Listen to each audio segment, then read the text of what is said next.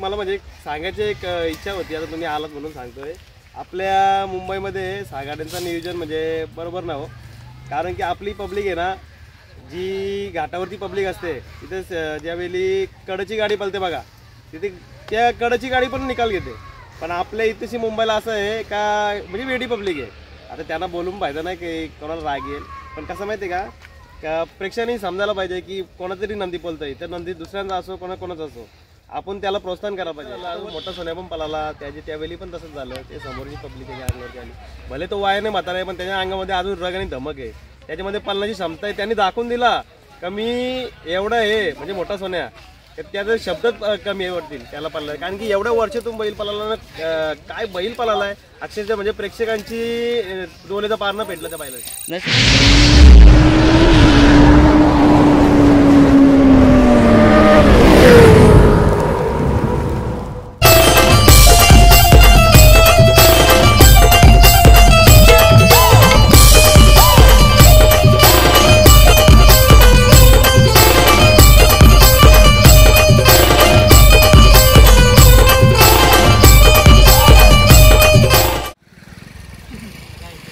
So मित्रांनो, बिरजाचा बिंजोरमध्ये खूप नाव आहे आणि बघा शरीर श्रेष्ठ किती भारी आहे। दादा काय शर्यत बिर्यत जमवले की नाही?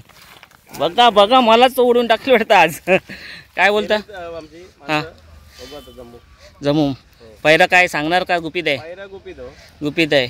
नक्कीच दादा शुभेच्छा आणि मस्त शर्यत जिंकून येईल। बिंजोरला मस्त खेळतो काय बोलाल बिरजाबद्दल? दोन्ही खेळ खेळतो, बिंजोरला पण खेळतो, सागाड्यामध्ये पण खेळतो। नक्की नुकत्याच आपल्या भिवंडीला झालेली सायरस पाटील गटपात झालेला बिरजा आणि मेहरबान होता, पण गाडी सेमीला मात्र एक मला म्हणजे सांगायची एक इच्छा होती, आता तुम्ही आलात म्हणून सांगतोय।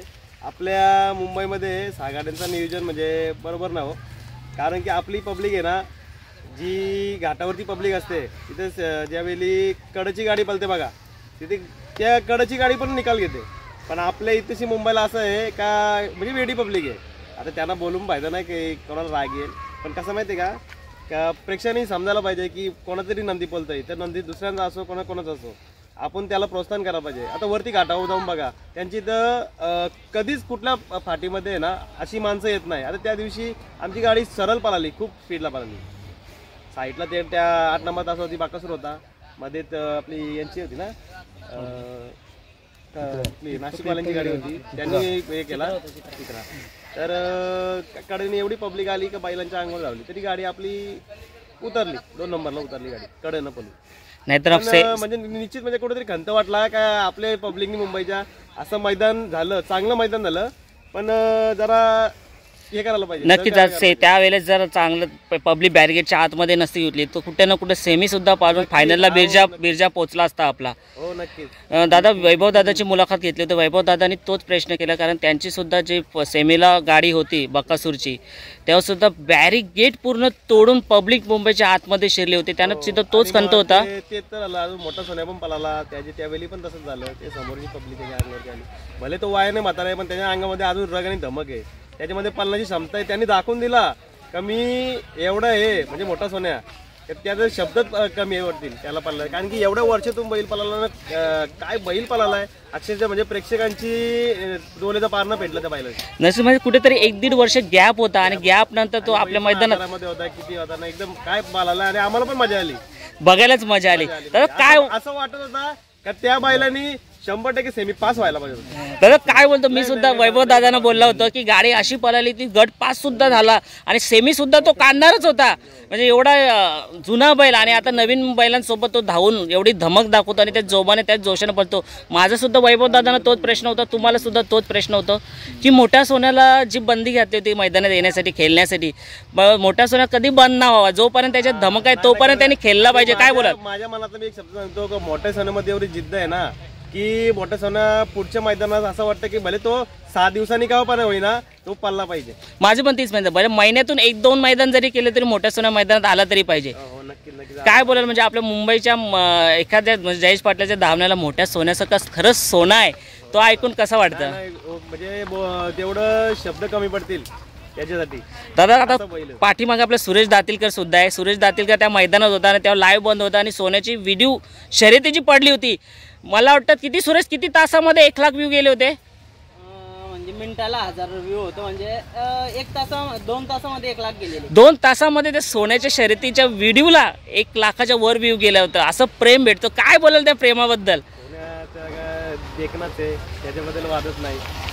आणि प्रेक्षक म्हणजे त्याच्यावर आठवट गर्दी पडते त्याला पाहण्यासाठी, आणि लोक भरपूर बाहेरून काही लोक तर कामाला जात नाही त्याच्यासाठी तो मैदानात आले. दादा एक चांगला संदेश काय द्याल? कारण का सायरस दादा पाटील, आम्ही तर त्याला सॅल्यूट करेल दादाला, की तो त्याच्या प्रयत्न कष्टाने मैदान पार पाडतो. फक्त एकच इच्छा असते की तो मैदान सुरेल तो प्रयत्न करतो, पण सर्व एक जण करू शकत नाही. मी त्यावेळी बैलगाडी सेमी सोडत होता. आमची 8व्या सेमीमध्ये गाडी होती आणि आम्ही 5व्या सेमीपासून तिरशी होतो, 5व्या ना 3ऱ्या सेमीपासून होतो. तर आम्ही प्रेक्षकांना आवर्जून बोलत होतो. दादा पण होता, मी दादाशी बोललो, दादा बघा बद्दल तो मोठा बांबू घेऊन पब्लिकला सारवं साईडला करत होता, तरी पब्लिक ऐकत नव्हती. मी पण बरोबर खूप बोललो, काय तुम्ही काय झालं. आणि नंतर शेवटला काय झालं बघा, यावेळी आम्हाला वाईट वाटला का आमच्या म्हणजे पब्लिक ऐकत नाही. आणि त्याच्यानंतर मग समोरची 5-6 जण बैलांनी गाडीच्या म्हणजे गाडी खाली आली. आम्हाला बघून वाईट वाटला, पण कुठंतरी असं वाटला का तुम्हाला तुमच्या जीवाची पर्वा नाही एक प्रकारे. आणि तुम्ही समोरच्या बैलांचं पण काळजी करायला पाहिजे बाबा. समोरची गाडी पळते, त्यांना पण वाटतं ना का बाबा आपल्याला आज सेमी पास व्हायला पाहिजे. काय नाही, काय अशा गोष्टी आहेत का न बोलल्यासारख्या आहेत. आपली मुंबईकडे आहे ना, मुंबईला असं नाही. नक्कीच दादा, मी सुद्धा दादांशी बोलणार आणि चॅनलमार्फत दखल घेईन की चांगल्यारीत्या जे मैदानात यावेळेस कमी होती ते नक्कीच आम्ही पुढच्या मैदानाला साईराज दादांशी बोलून नक्कीच ते कमी पार पडू. आणि बॅरिगेट किंवा पब्लिकला बसण्यासाठी, तो नजारा पाहण्यासाठी काहीतरी वेगळी सोय करू, जेणेकरून ती पब्लिक बॅरिगेट तोडून आतमध्ये नाही येते. धन्यवाद दादा, तुम्ही खूप छान बोला सोन्याबद्दल सुद्धा. आणि आपला बिरजा बैलाबद्दल तर 1-2 शब्द जाता बोला, कारण का तो ना मला खूप आवडतो. कारण बिरजा बैल बोलला ना तर बिंजोडमध्ये काही ना काही धमक दाखवतोच. बिरजाचं कसं आहे, बिरजामध्ये धमक आहे. तो आमचे म्हणजे कसं माहिती, आमचे शब्द आणि आमचा म्हणजे मान सन्मान तो ठेवतोच आणि आमच्यासाठी पळतो, हीच मोठी गोष्ट आहे. किती वय असेल साधारणतः आता? तरी 8-9 वर्ष झाले असतील. म्हणजे तो आपल्या धावणीला किती वर्षापासून धावतोय? आदतपासून आहे. आदतपासून म्हणजे कुठून खरेदी केलं? आपण घेतलेला. कुठून घेतला होता? बारामतीशी घेतला, पुनावरे गावातून. म्हणजे 8-9 वर्ष त्यांनी खूप नाव केलेलं आहे. धन्यवाद. पालायचा. पण एक विषय आहे त्याचा की त्यावेळी बंदीचा काल होता, आदतमध्ये पालायचा, तेव्हा आपले असे गाड्या 6 गाड्यांचा वगैरे मैदानाचा होत, बंदीच्या कालामध्ये गावला.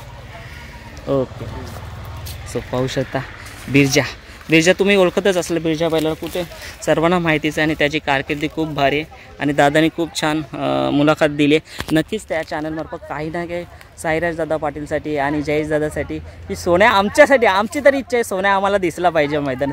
मी सुद्धा जयेश दादा जेव्हा भेटेल, आज असला तर आज सुद्धा जयेश दादांना हाच प्रश्न करणार आहे. सो चला मित्रांनो, भेटूयाच्या पुढच्या व्लॉगमध्ये.